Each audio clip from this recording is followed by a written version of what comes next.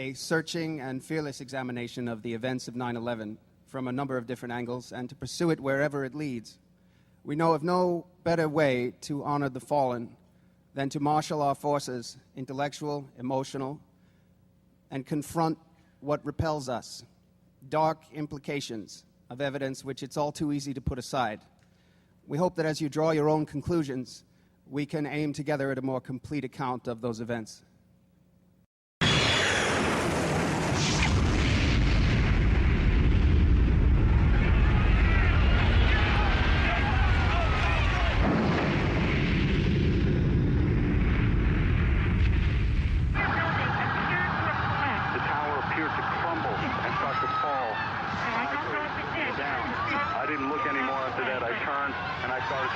Everyone ran. People just took off. People ducked into doorways, and people didn't stop to look behind. I got to be so sick that I couldn't breathe at all. I find it really hard to talk. Oh my God!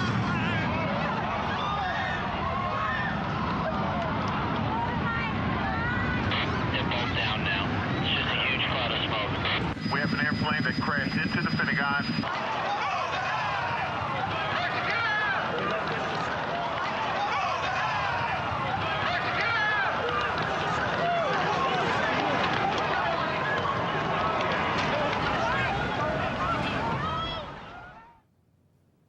If you are among those to whom it seems impossible that the authorities would actually allow 9/11 to happen for political gain at such an enormous cost to human life, consider what the authorities knowingly allowed to happen to the residents of this city immediately after September 11th. Let me please introduce Jenna Orkin of the World Trade Center Environmental Organization. Jenna.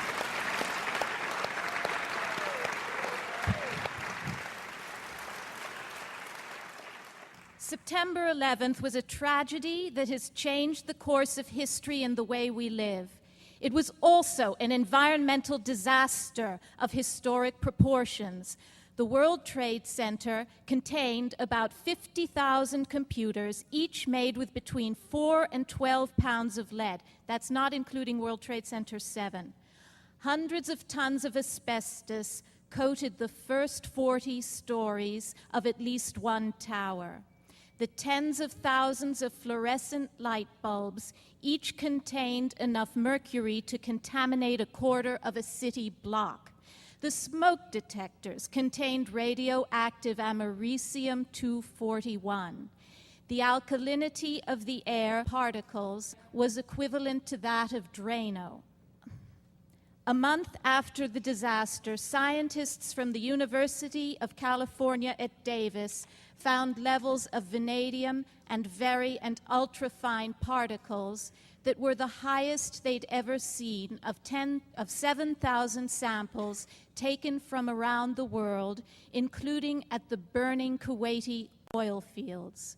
Dr. Marjorie Clark has testified that 9/11 was equivalent to dozens of asbestos factories, incinerators, and crematoria, as well as a volcano. Yet starting on September 13th, the EPA maintained the air is safe to breathe. A report by the EPA Inspector General in August of 2003 revealed that EPA's press releases, which initially warned the public about asbestos in the air, were edited to offer reassurances instead. The editing was performed by the White House Council on Environmental Quality in order to reopen Wall Street. That's in the report. As a result of the false good news, rescue workers were sometimes not allowed to wear respirators on the grounds that they might frighten the public. Insurance companies often refused to pay for cleanup, forcing residents to clean the tons of toxic debris in their apartments, as per the instructions from the New York City Department of Health. Use a wet mop or wet rag, and where the dust is really bad, wear long pants. We are beginning to see the consequences of this disastrous chain of events. Over half of the heroes who cleaned Ground Zero are already manifesting serious respiratory problems. hundreds of firefighters can no longer work. And as a harbinger of what's in store for people, 14 rescue dogs have died. The Commission report deals with this issue in a footnote on page 555.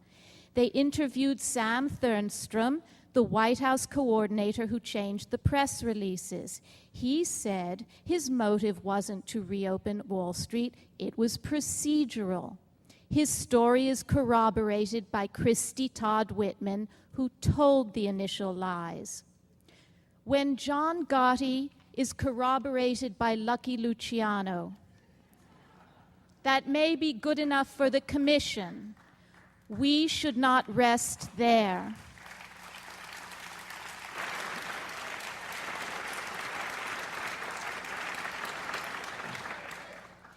In the environmental disaster of 9/11, Osama bin Laden could not have found a better collaborator, a more kindred spirit than George W. Bush.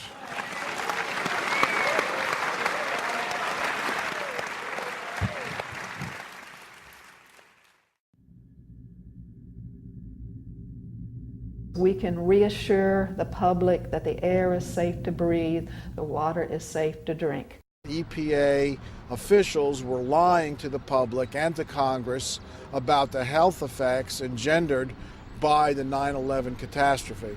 Because the EPA said the offices were safe and employers ordered their employees back into these buildings, and thousands of us are now permanently ill. I headlined at Radio City Music Hall with the Rockettes dancing behind me. I sang everywhere there was to sing a song, but I can't sing now because every time I try to sing now, I choke. So in the middle of October, October 15, 2001, I came to work. 2 days later, I woke up at night, October 17, 2001, and my lungs were full and gurgling. The respiratory function was so low that it woke me up out of a sound sleep. And from that day on, I've been sick. In fact, the air was hazardous for many, many months, and all those tons of hazardous material were lodged in people's homes, in their offices, where in many cases they still are today. I think the major failure by the U.S. government after 9/11 was its failure to act as a government should be, and that is to inform and to protect. Of all the terrifying images, on September 11th, the collapsing Twin Towers were among the most horrific. A shocked nation saw the two largest structures in New York City's skyline dramatically crumble before our eyes. Given the vast scale and unprecedented nature of the horrifying spectacle, and lacking any information to the contrary, viewers could only assume that the fiery crashes of Flight 11 and 175 were the sole causes of the tower's subsequent collapses. Building number 7 at the World Trade Center was a 47-story building with a steel frame. No airplane crashed into it, nor did the towers fall onto it. However, this building disintegrated on September 11th. This satellite image shows the World Trade Center about a year before the attack. Building 7 is the tall building at the top. Building number 1 is the North Tower. You can distinguish it from the South Tower by its antenna. Buildings 4, 5, and 6 were office buildings. Building 3 was a hotel. The attack on September 11th destroyed all 7 of these buildings, and it damaged surrounding buildings as well. Here is a view from an airplane of the rubble of Building 7. The pile is very small. How did a 47-story steel building crumble into such a tiny pile of rubble? The Bush administration wants us to believe that fire caused it to disintegrate. Fires started in Building 7 at around 9 o'clock in the morning, a few moments after the plane crashed into the South Tower. These fires burned slowly all day. This photo shows the fires at 3 p.m. The fires are not easy to see because they are small, and the air is full of dust and smoke. Nearby buildings and reflections make it difficult to figure out where Building 7 is, so I'll fade out the other buildings for a moment so that you can see Building 7 more clearly. There are flames coming from only a few of the thousands of windows of this large building. Most floors do not have fires, and those that do are burning in a few small areas only. Compared to other office